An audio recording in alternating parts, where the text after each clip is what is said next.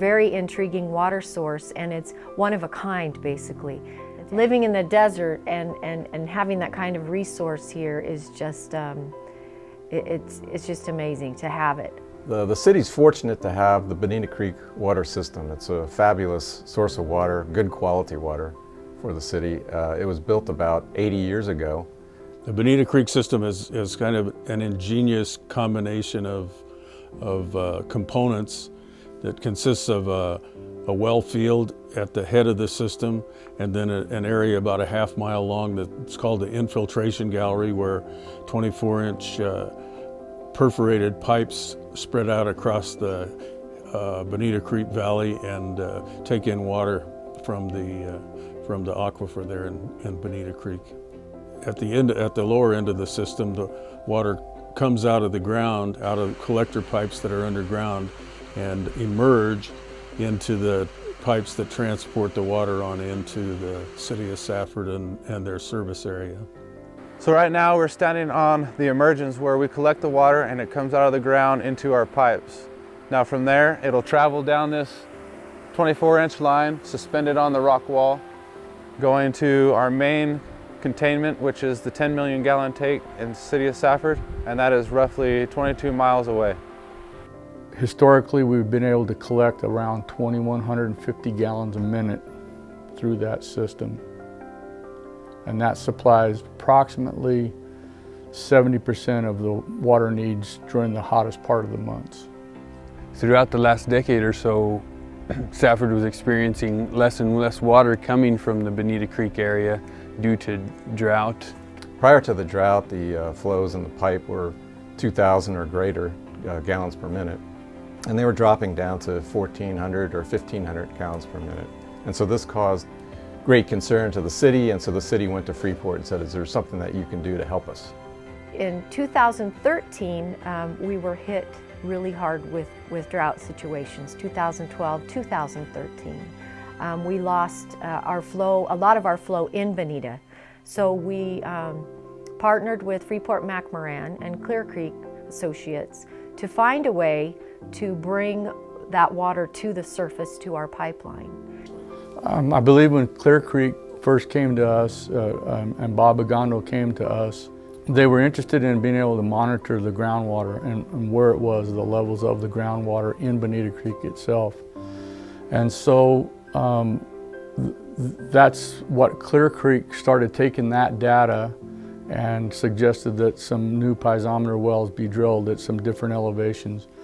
Well, the first thing we did was look at the data that was available from the city on the Bonita Creek system.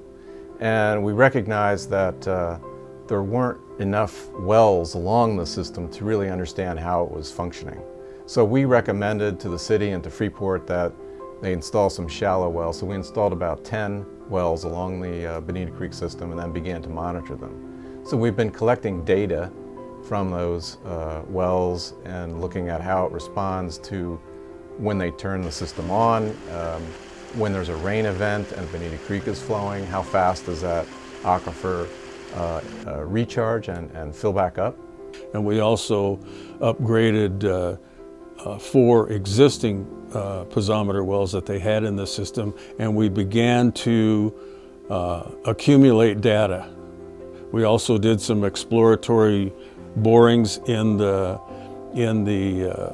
aquifer down to bedrock to get a better idea of what the configuration of the aquifer in that area was. So we came to as good an understanding probably of how the system functions as you could expect to get.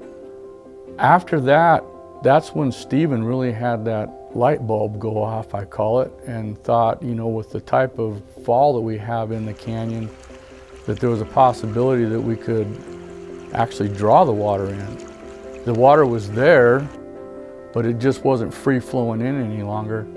Jamie Davis, the general manager of Safford at the time, approached me and asked me if I would help evaluate the Bonita Creek collection system and try to help identify if there was any opportunities to increase the efficiency of the capture system or somehow get more water to the City of Safford from that resource. As I was evaluating the system in the initial design, it occurred to me that there might be an opportunity for us to eliminate the restriction of the elevation of the pipeline as it comes to the surface by implementing a siphon or making some changes to the pipes to where the pipe could withstand negative pressure or vacuum pressure, and then essentially make it to where that elevation of the pipeline where it comes out of the ground isn't the restriction in the system anymore. Stephen's suggestion to go to a siphon was really a valuable suggestion, because it did then cause, you know how a siphon works, you know, if you siphon gas, you know, you put the tube in and you pull fluid through it so the tube is full. Same deal with the pipes that provide flow from the Bonita Creek system. So by creating this siphon, you're filling the pipe with water, and that allowed a higher flow rate. As a result of the project, we've been able to realize over the past couple of years a flow increase of about 25%. And that's approximately about 200 to 300 million gallons of water, additional water, that's been delivered to the City of Safford.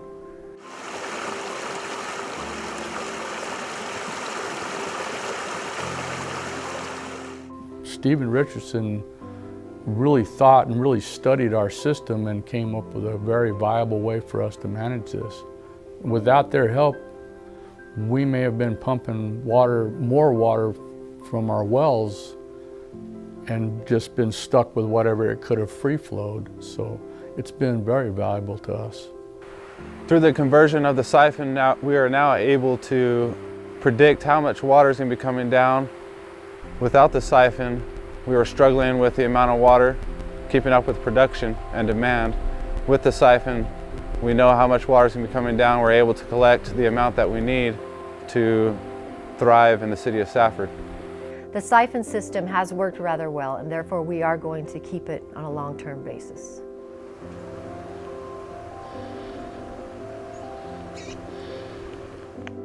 Projects like this provide us a great opportunity to work with the community in a collaborative sense. It's not us coming in with our ideas or our notions or priorities.